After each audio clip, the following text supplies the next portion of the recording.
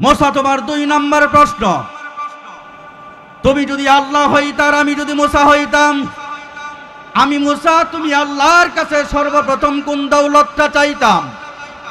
ও মুসা, প্রথম কথা হলো তুমি মুসা কোনোদিন আল্লাহ হতে পারবে না, আর আমি আল্লাহ কোনোদিন মুসা হব না।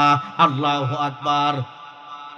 তুমি মুসা কোনোদিন আল্লাহ হতে পারবে না, আর আমি আল্লাহ কোনোদিন মুসা হব না। তারপরও তুমি একটু ঘুরায়া কেন প্রশ্ন করেছ মুসা? আমি তো তোমার মনের খবর জানি, আমি তো আলিমুম বিজাতিস সুদূর, আমি তো মানুষের অন্তরের খবর জানি। তার মানে দৌলত সমূহের মধ্য থেকে, নিয়ামত সমূহের মধ্য থেকে সব চাইতে দামি নিয়ামত কোনটা, এইটা জানার জন্য একটু পেশ দিয়া প্রশ্ন করেছ। এই বিষয়টা আমি আল্লাহ জানি। জোরে কোন মারহাবা। ও মুসা, তুমি দামি দৌলত জানতে চাও, এটা জানার জন্য একটু ঘোরাইয়া পেছায় আমার কাছে প্রশ্ন করছো, এটা আমি আল্লাহ বুঝি। মুসা, তোমার 2 নম্বর প্রশ্নের উত্তর নাও।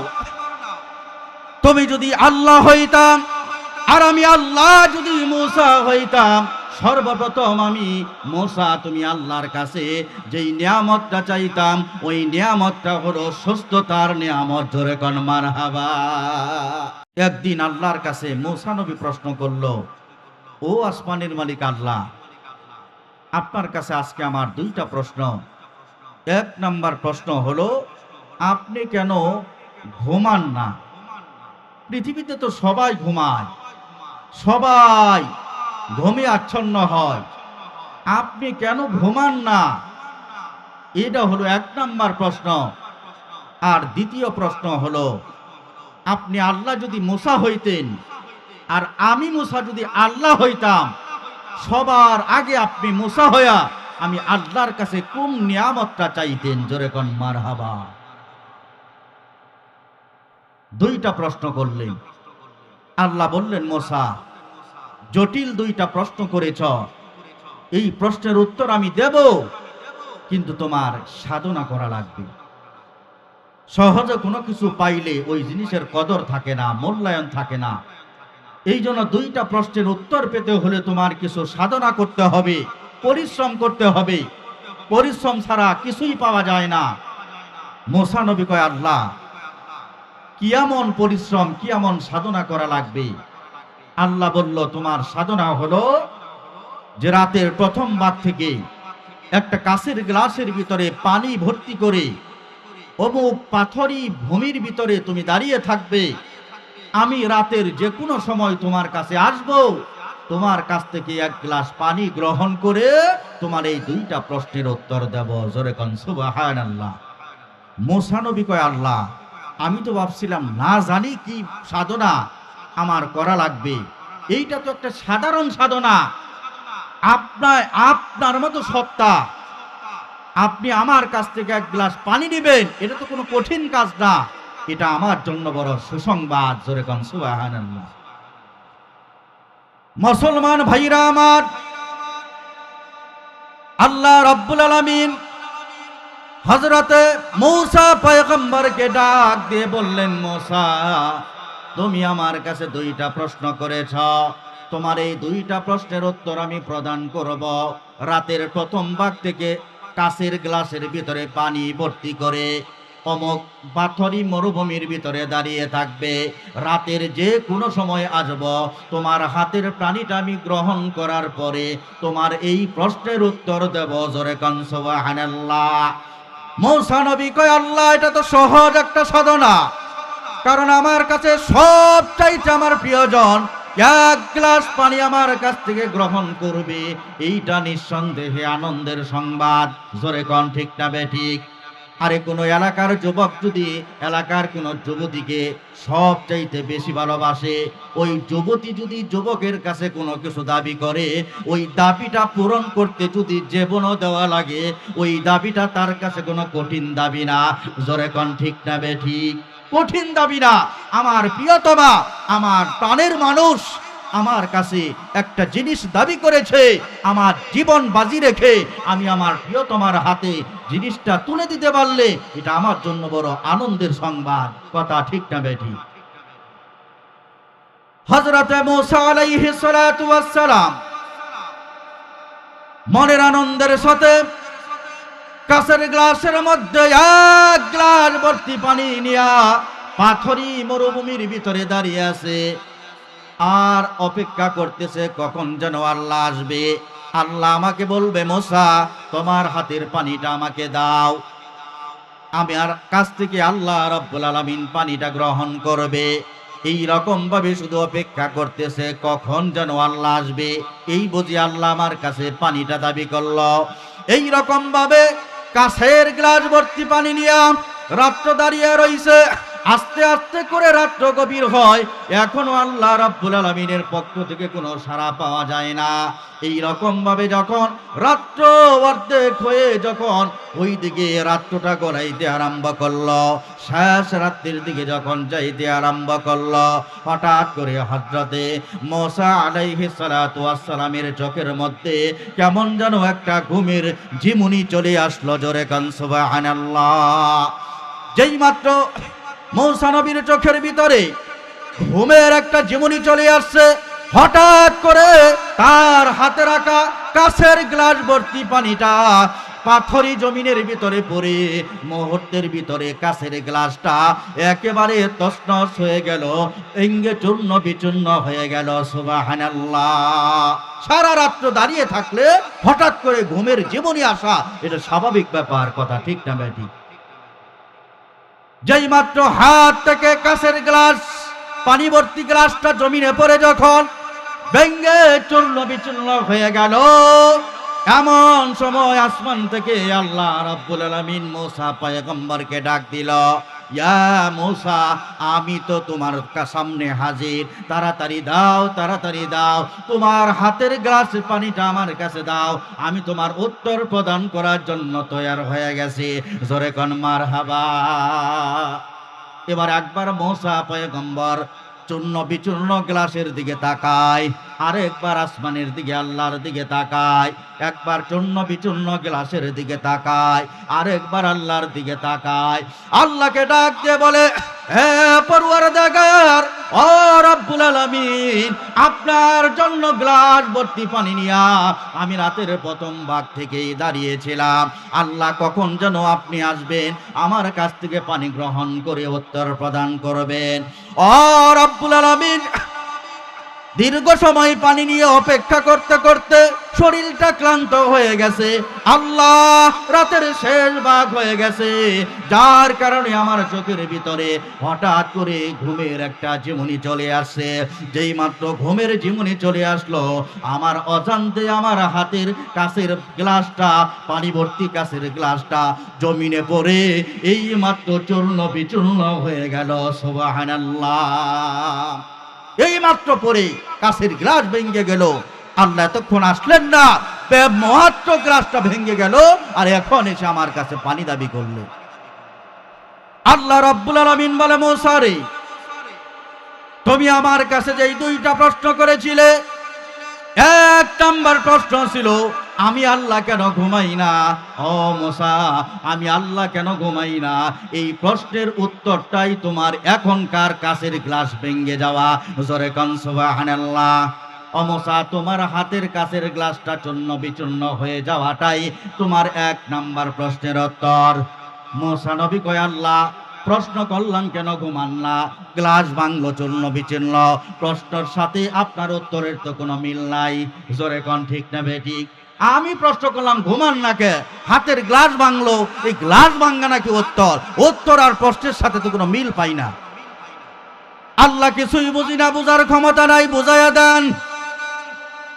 এবার আল্লাহ রাব্বুল আলামিন ডাক দিয়ে বলল, মূসা রে,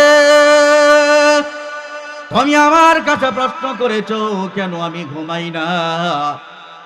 ও মূসা, তুমি সন্ধ্যা রাত্র থেকে একটা গ্লাস নিয়ন্ত্রণ করতেছিলা, রাত্রটা গভীর হয়ে গেছে, হঠাৎ করে তোমার চোখের ভিতরে ঘুমের ঝিমুনি আসার কারণে তোমার গ্লাসটা নিয়ন্ত্রণ হারিয়ে জমিনে পড়ে চূর্ণ বিচূর্ণ হয়ে গেছে। মূসা, আমি আল্লাহ রাব্বুল আলামিন তামাম কুল কায়নাতকে আমি আল্লাহ আমার কুদরতি হাতে নিয়ন্ত্রণ করতেছি, तमाम सृष्टि जगत के आसमान जमीन सह तमाम सृष्टि जगत के आमी आल्लाह आमार कुदरती हाथे नियंत्रण करतेছি ओ मूसा आमी आल्लाह যদি তোমার মতো ঘুমায়া যায় আমি আল্লাহ যদি তোমার মতো একটু ঘুমের জীবনী চলে আসে মুহূর্তের ভিতরে তোমার ওই কাচের গ্লাসের মতো तमाम সৃষ্টি জগৎটা নিয়ন্ত্রণ হারিয়ে চূর্ণ বিচূর্ণ হয়ে যাবে জোরে কোন মারহাবা ও মুসা সামান্য একটা গ্লাস নিয়ন্ত্রণ হারিয়ে চূর্ণ বিচূর্ণ হয়ে গেছে আমি আল্লাহর কুদরতি হাতে तमाम কুল কায়নাত নিয়ন্ত্রণ হচ্ছে আমি আল্লাহ যদি ঘুমায়া যায় আমি আল্লাহর চোখে যদি ঘুমের জীবনী চলে আসে তামাম কুল কায়নাত তোমার কাছের গ্লাসের মতো ভেঙে চূর্ণ বিচূর্ণ হয়ে যাবে জোরে কোন আল্লাহু আকবার মুসলমান ভাইরা আমার এই জন্য আল্লাহ তাআলা বলেন লা তাখুযুহু সিনাতু ওয়ালা নাওম আল্লাহু আকবার আল্লাহ রাব্বুল আলামিন আয়াতুল কুরসির মাধ্যমে জানিয়ে দিয়েছে আল্লাহ তাআলা ঘুম তো দূরের কথা আমার আল্লাহ ঘুমাইবে তো দূরের কথা আমার আল্লাহর কাছে ঘুমের কোনো জিমুনিও নাই জোরে কোন মারহাবা আল্লাহ পরিষ্কার জানিয়ে দিয়েছে আমি ঘুমাবো তো দূরের কথা ঘুমের কোনো জিমুনিও নাই জোরে কোন আল্লাহু আকবার মুসা তোমার 2 নম্বর প্রশ্ন তুমি যদি আল্লাহ হইতার আমি যদি মুসা হইতাম আমি মুসা তুমি আল্লাহর কাছে সর্বপ্রথম কোন দৌলতটা চাইতাম ও মুসা প্রথম কথা হলো তুমি মুসা কোনোদিন আল্লাহ হতে পারবে না আর আমি আল্লাহ কোনোদিন মুসা হব না আল্লাহু আকবার তুমি মুসা কোনোদিন আল্লাহ হতে পারবে না আর আমি আল্লাহ কোনোদিন মুসা হব না তারপরও তুমি একটু ঘোরায়া কেন প্রশ্ন করেছো মুসা আমি তো তোমার মনের খবর জানি আমি তো আলিমুম বিজাতিস সুদূর আমি তো মানুষের অন্তরের খবর জানি তার মানে দৌলত সমূহের মধ্য থেকে নিয়ামত সমূহের মধ্য থেকে সব চাইতে দামি নিয়ামত কোনটা এইটা জানার জন্য একটু পেশ দিয়া প্রশ্ন করেছো এই বিষয়টা আমি আল্লাহ জানি জোরে কোন মারহাবা ও মুসা তুমি দামি দৌলত জানতে চাও এটা জানার জন্য একটু ঘোরাইয়া পেছায় আমার কাছে প্রশ্ন করছো এটা আমি আল্লাহ বুঝি মুসা তোমার 2 নম্বর প্রশ্নের উত্তর নাও তুমি যদি আল্লাহ হইতাম আর আমি আল্লাহ যদি মুসা হইতাম সর্বপ্রথম আমি মুসা তুমি আল্লাহর কাছে যেই নিয়ামতটা চাইতাম ওই নিয়ামতটা হলো সুস্থতার নিয়ামত জোরে কোন মারহাবা ও মুসা তুমি যদি আল্লাহ হইতা আর আমি আল্লাহ যদি মুসা হইতাম সবার আগে আমি সব দৌলতের আগে সব নিয়ামতের আগে তোমার কাছে আমি সুস্থতার দৌলত চাইতাম সুস্থতার নিয়ামত চাইতাম জোরে কোন আল্লাহু আকবার এর মাধ্যমে আমি এটা বুঝাইতে চাই সুস্থতা হলো সবচাইতে বড় দৌলত আপনি ইবাদত করবেন সেখানে সুস্থতার প্রয়োজন আছে আপনি নামাজ পড়বেন সুস্থতার প্রয়োজন আছে আপনি সুস্থ না হইলে নামাজ পড়তে পারবেন না মসজিদে আসতে পারবেন না আপনি যাকাত দিবেন সেখানেও সুস্থতার প্রয়োজন আছে কারণ শরীর সুস্থ থাকলে অর্থ অর্জন করতে পারবেন আর অর্থ অর্জন করলে সেখান থেকে যাকাত দিতে পারবেন আপনি হজ করতে যাবেন সেখানেও সুস্থতার প্রয়োজন আছে হজ করতে গেলে সুস্থতার প্রয়োজন আছে হাজী সাহেব পাশেই বসা আছে অত্যন্ত মেহনতের কাজ তো সুস্থ না হইলে আপনি হজের কাজ করতে পারবেন না আপনি রমজান মাসের রোজা রাখবেন সেখানে সুস্থতার দরকার আছে না নাই আরো জবান খুলেন সুস্থতার দরকার আছে না নাই আমি যদি সুস্থ না থাকি ভাই আমি রমজান মাসের রোজা রাখতে পারবো না রমজান মাসের রোজা রাখতে গেলেও সুস্থতার প্রয়োজন আছে মোট কথা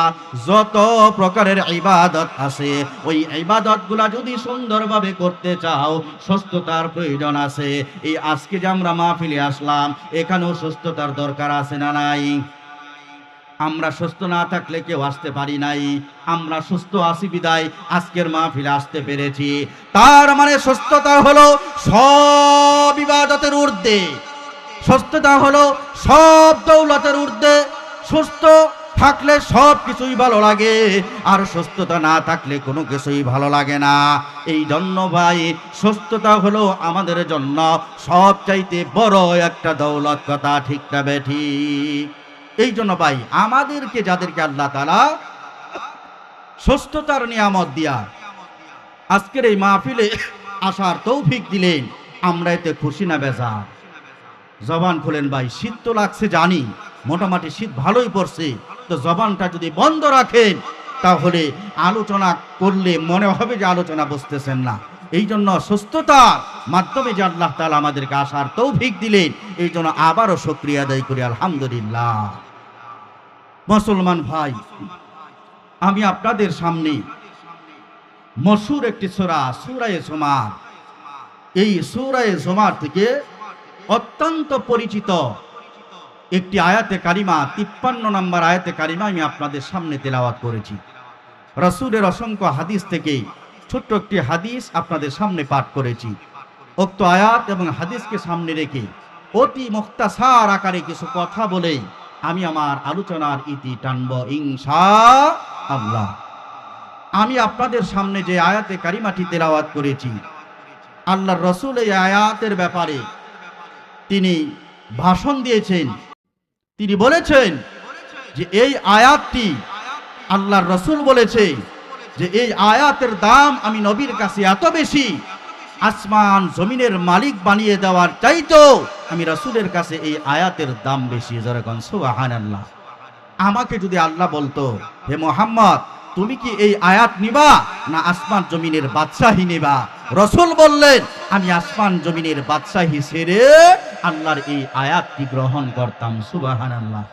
তে রাসূলের কথা অনুযায়ী আমার এই তেলাওয়াতকৃত আয়াতের দাম কম না বেশি? জোরে কোন, কম না বেশি? অত্যন্ত দামি এবং গুরুত্বপূর্ণ একটি আয়াত, যে আয়াতের ব্যাপারে রাসূল বলেছে আসমান জমিনের চাইতেও আমার কাছে গুরুত্বপূর্ণ আয়াত হলো এই আয়াত, যে আয়াতটি আমি আপনাদের সামনে তেলাওয়াত করেছি। মুসলমান ভাইরা আমার, যে আয়াতের ভিতরে আল্লাহ তাআলা বলেন, قل يا عبادي الذين أسرفوا على أنفسهم لا تقنطوا من رحمة الله إن الله يغفر الذنوب جميعا ইন্নাহু হুয়াল গাফুরুর রহিম। আল্লাহু আকবার। আমার আল্লাহ রাব্বুল আলামিন এই আয়াতের মাধ্যমে জানিয়ে দেয়, ও বন্ধু আমার পক্ষ থেকে মানুষদেরকে জানিয়ে দাও, ও আমার ওই সমস্ত বান্দারা, ওই সমস্ত বান্দিরা যারা গুনাহ করতে করতে নিজের জীবনটা বরবাদ করে দিয়েছ, যারা গুনাহ করতে করতে নিজের জীবনটা ধ্বংস করে দিয়েছ, তাদেরকে তুমি জানিয়ে দাও তারা যেন নিজের জীবনকে নৈরাশ হয়ে যেন আরো ধ্বংসের মুখে ঠেলে না দেয়। যখন আমি আল্লাহর পরিচয় পাবে, যখন তাদের ভিতরে সঠিক বুঝ আসবে, তারা যেন আমি আল্লাহর রহমত থেকে নৈরাশ না হয়, আমি আল্লাহর দয়া থেকে যেন নৈরাশ না হয়, বরং আমি আল্লাহ রব্বুল আলামিন এমন একজন সত্তা, আমি আল্লাহ সমস্ত গুনাহগুলো মাফ করে দেব, আমি আল্লাহ ক্ষমাশীল, আমি আল্লাহ দয়ালু। জোরে কোন মারহাবা। আমার আল্লাহ রব্বুল আলামিন আয়াতের মাধ্যমে আমাদের সমাজের মানুষদেরকে সান্ত্বনা দিল, যেই সমস্ত মানুষগুলা গুনাহ করতে করতে জীবনটা বরবাদ করে দিয়েছি, যেই সমস্ত মানুষগুলা গুনাহ করতে করতে জীবনটা ধ্বংস করে দিয়েছি, আমাদেরকে একটা আশার আলো দেখালেন এই আয়াতের মাধ্যমে। জোরে কোন মারহাবা। এই যে আয়াতের সাব্বিল অনুবাদ, আয়াতের সরল অনুবাদ হলো এইটা। বাকি তাফসীরের কিতাবে এই আয়াতটি আল্লাহ তাআলা কেন নাযিল করলেন, এই আয়াতটি কেন অবতীর্ণ করলেন, কোন প্রেক্ষাপটে এই আয়াতটি আল্লাহ তাআলা আমাদের উপর নাযিল করলেন, এর কারণ হিসাবে কয়েকটা কারণ তাফসীরের কিতাবে লেখা হয়েছে যে আয়াতটি আল্লাহ তাআলা কেন নাযিল করলেন। কয়েকটা শানে নজুল, যাকে আমরা আরবিতে শানে নজুল বলি বা প্রেক্ষাপট বলি। তো এই আয়াতটি আল্লাহ তাআলা কেন নাজিল করলেন, এই কেনর উত্তর দিতে গিয়া তাফসীরের কিতাবে কয়েকটা কারণ উল্লেখ করেছে। তার মধ্য থেকে ছোট্ট ছোট্ট দুইটা কারণ আমি আপনাদের সামনে বর্ণনা করব। এক নম্বর কারণ হলো, আল্লাহর রসুলকে যখন নবুয়তি প্রদান করা হলো, আল্লাহর রসুলকে যখন নবুয়তি দেওয়া হলো, আল্লাহর রসুল দ্বীনের দাওয়াত দিতে আরম্ভ করলেন, কাফের মুশরিকদেরকে দাওয়াত দিতে আরম্ভ করলেন। কাফের মুশরিকদের মধ্য থেকে অনেকের মনের অবস্থা এমন যে মুহাম্মাদের কথা ভালো লাগে, তার নিয়ম কানুনগুলা ভালো লাগে। এই সমস্ত মানুষের সামনে, অথবা যারা এখন আল্লাহর পরিচয় পায় নাই, রাসূলের পরিচয় পায় নাই, এইরকম নাফরমানদের সামনে আল্লাহর রসুল একবার যখন দ্বীনের দাওয়াত দিল যে এক আল্লাহর প্রতি ঈমান আনো, আমাকে রাসূল হিসাবে গ্রহণ করো, তখন তারা একবার প্রশ্ন করল, ইয়া রাসূলুল্লাহ, হে আব্দুল্লাহর বেটা মুহাম্মদ, আমরা আপনার কাছে ঈমান আনবো, ঠিক আছে, আপনার সবই ভালো লাগে, তবে আমাদের প্রশ্ন হলো, আমরা পিছনে যে 70 বছর 60 বছর চূড়ান্ত পর্যায়ের নাফরমানি করলাম, এই নাফরমানিগুলাকে আল্লাহ আমাদেরকে মাফ করবে কিনা? জোরে কোন সুবহানাল্লাহ। মুসলমান ভাইরা আমার, আল্লাহর পয়গম্বর বিশ্বনবী মুহাম্মদুর রাসূলুল্লাহ সাল্লাল্লাহু আলাইহি ওয়াসাল্লাম যখন আল্লাহর পয়গম্বর যখন কাফের মুশরিকদেরকে দ্বীনের দাওয়াত দিতে আরম্ভ করলেন, কাফের মুশরিকদেরকে যখন তাওহীদের দাওয়াত দিতে আরম্ভ করলেন, তখন কাফের মুশরিকরা বলল, হে আব্দুল্লাহর বেটা মুহাম্মদ, আপনার কথা আমাদের বড় ভালো লাগে, আপনার বিধানগুলো আমাদের বড় পছন্দ হয়, আমরা আপনার বিধান গ্রহণ করতে পারি, কালিমা পড়ে মুসলমান হতে পারি, তবে আমাদের শর্ত হলো, প্রশ্ন হলো, আমরা তো জীবনে এমন কোনো গুনাহ নাই যেটা করি নাই। আমার 60 বছরের জিন্দেগিতে শুধু নাফরমানি আর নাফরমানি, আমার 70 বছরের জিন্দেগিতে এমন কোনো চুরির গুনাহ নাই যেটা আমি করি নাই, এমন কোনো চিন্তায় রাহা জানি, এমন কোনো ধর্ষণের গুনাহ নাই, এমন কোনো নেশার গুনাহ নাই যেই গুনাহটা আমি করি নাই। সর্বপ্রকার গুনায় জর্জরিত আমার পিছনের 60 বছর, আমার পিছনের 70 বছর। তো এখন যদি আপনার হাতে কালিমা পড়ে মুসলমান হয়, আসমানের মালিক আল্লাহ আমাদের পিছনের 70 বছরের গুনাহ, আমাদের পিছনের 50 বছরের গুনাহ কি আমার আল্লাহ মাফ করে দিবেনি? জোরে কোন সুবহানাল্লাহ। এই প্রশ্ন করার পরে আল্লাহর পয়গম্বর নিস্তব্ধ হয়ে গেলেন।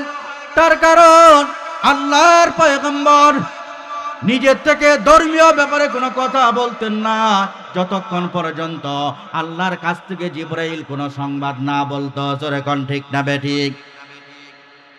মোহাম্মদ হারগেজ না গফতা, তা না গফতা জিবরাইল। মোহাম্মদ হারগেজ না গফতা, তা না গফতা জিবরাইল। জিবরাইল হারগেজ না গফতা, তা না গফতা রব্বুল জলিল। মারহাবা। মুহাম্মাদুর রাসূলুল্লাহ সাল্লাল্লাহু আলাইহি ওয়াসাল্লাম ততক্ষণ পর্যন্ত কোনো কথা বলতেন না যতক্ষণ পর্যন্ত জিবরাইল আলাইহিস সালাতু ওয়াস সালাম আল্লাহর নবীকে কোনো সংবাদ না বলতেন। আর আল্লাহর নবীর কাছে জিবরাইলও ততক্ষণ কোনো সংবাদ বলতেন না যতক্ষণ পর্যন্ত আসমানের মালিক আল্লাহ জিবরাইলকে কোনো সংবাদ না দিতেন। জোরে কোন মারহাবা। এবার আল্লাহর পয়গম্বর নীরব হয়ে দাঁড়িয়ে রইলেন, নিস্তব্ধ হয়ে দাঁড়িয়ে রইলেন। আল্লাহ রাব্বুল আলামিন হযরত জিবরাইলকে ডাকলো, আরে জিবরাইল, আর দেরি করো না, কাল বিলম্ব করো না, আমার বন্ধু মুহাম্মদুর রাসূলুল্লাহ কাফের মুশরিকদের প্রশ্নের সম্মুখীন হয়ে গেছে। যাও যাও, তাড়াতাড়ি আমার পক্ষ থেকে সংবাদ নিয়া মুহাম্মদুর রাসূলুল্লাহর কাছে বর্ণনা করো। জোরে কোন সুবহানাল্লাহ। হযরত জিবরাইল আলাইহিস সালাতু ওয়াস সালাম ওই সময় আল্লাহর পক্ষ থেকে যেই সংবাদটা নিয়া মুহাম্মাদের কাছে বর্ণনা করলেন, ওই সংবাদটাই হলো আমার তেলাওয়াতকৃত আয়াত, কুল ইয়া ইবাদিয়াল্লাযিনা আসরাফু আলা আনফুসিহিম লা তাকনাতু মির রাহমাতিল্লাহ। আল্লাহু আকবার।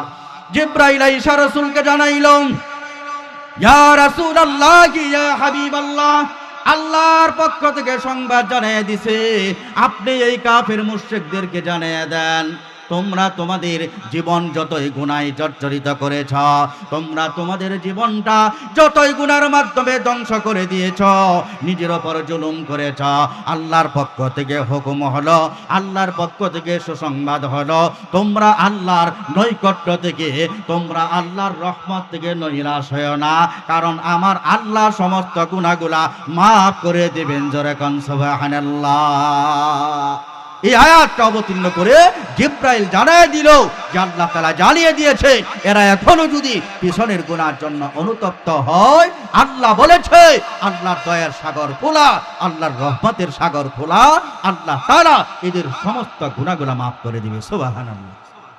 তাহলে এই আয়াত অবতীর্ণ করার এক নাম্বার কারণ হলো তাফসীরের কিতাবে এটা লিপিবদ্ধ করা হয়েছে।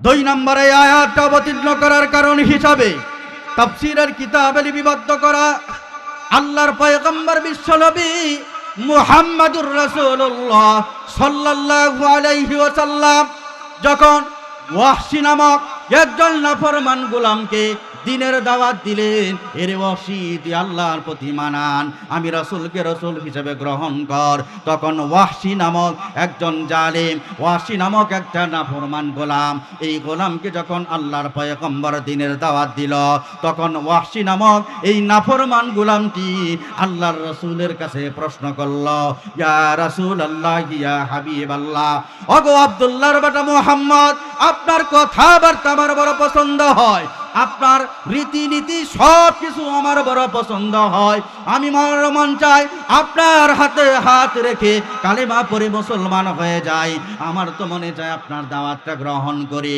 তবে আমার প্রশ্ন হলো, আমি যে পিছনে যে মারাত্মক পর্যায়ের অপরাধ করেছি, আমি যে মারাত্মক বড় একটা অপরাধ করেছি,